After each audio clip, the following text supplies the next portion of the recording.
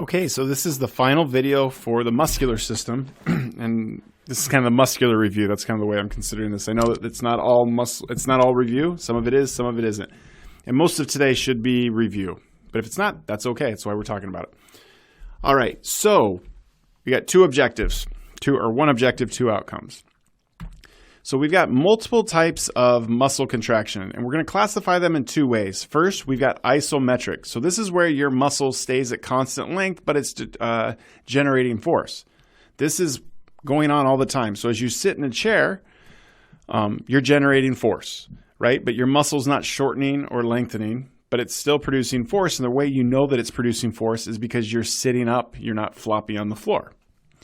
Then we've got isotonic, and this is where the force production is constant, but the length can be variable, okay? And so this is just like you're doing bicep curls or something like that, okay? The force is constant, but the length is changing, all right? And with isotonic, we can classify these into two different types of contractions. So we've got concentric, and so with concentric, what your actin and myosin, the cross bridges basically, are able to exceed the load, and so the muscle shortens, the angle of the joint decreases, you're going against gravity. So that's when so think about your biceps here. When you're doing a bicep curl and you're doing elbow flexion, that is a concentric contraction. The force is coming from your biceps, bringing the bar up. Now, if it's eccentric, the strength of the actin-myosin binding doesn't exceed the load. So in other words, your sarcomeres are lengthening. So your muscle's lengthening. You have an increase in joint activity or joint angle as you go with gravity. Again, as you have elbow extension when you're doing a bicep curl, this is all being done in your biceps, right? The triceps aren't doing a ton, but it's really your biceps, and you're trying to resist that load. So in eccentric contraction, you're trying to resist the load, so you don't just drop the bar in this case. Now, I want you to look at this for a minute, and I want you to think, well, at what length is there the greatest force produced, and why? And the answer is, well, at resting length, right? And we can see that here, right here. So we've got close to resting length. Well, actually, this is resting length. And the reason being is because we have the greatest amount of overlap between actin and myosin. Okay, in other words, we have more cross bridges being formed. More cross bridges equal more force. Now, at the far left, we have decreased length. And what's happened is the sarcomeres become compressed to the point where the actual actin fibers are overlapping each other. And you can see that here with these green fibers, right? There's really nowhere else for the actin to go.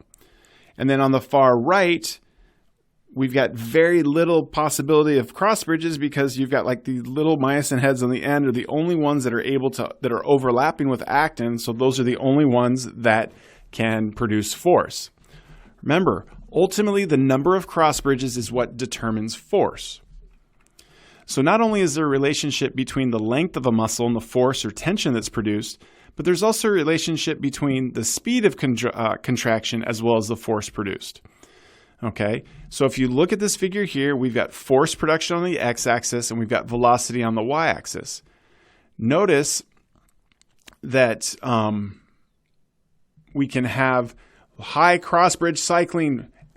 In other words, we can have really fast contraction, but the load's at zero, right? So just imagine you're doing bicep curls as you're sitting here listening to this without anything in your arms, or hands. You're not holding anything. You can do bicep curls really fast, okay? That's because there's no real force that they're producing. However, when you go to the maximum amount that you could curl or bench or whatever, the velocity is zero. You've probably seen someone that's going for like a bench press max, right? And so they just bench 275, and so they're going to go 280, and they drop the bar and they start to lift the bar up. Eventually it gets to a point where they can't move the bar anymore. It's not going up, it's not going down. In that instant, they're generating the most force possible. Okay? So we have high load or high force production, but zero velocity. The last thing to understand is the difference between eccentric and concentric and the force that can be produced. Okay? The force velocity curve essentially states that the force the muscle can create decreases with increased velocity of shortening. This is a concentric contraction. However, the force the muscle can resist increases with increasing velocity of lengthening. So this is an eccentric contraction. Okay, so here when we're at zero velocity, we're producing great force. But with an eccentric contraction, when we're lengthening the muscle, we're actually able to generate more force.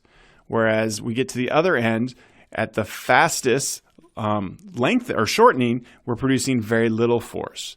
Okay, remember, with a concentric contraction, we're producing force. With an eccentric contraction, we are resisting force.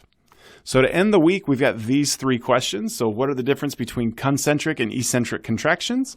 What's the relationship between velocity and force production, as well as length and force production?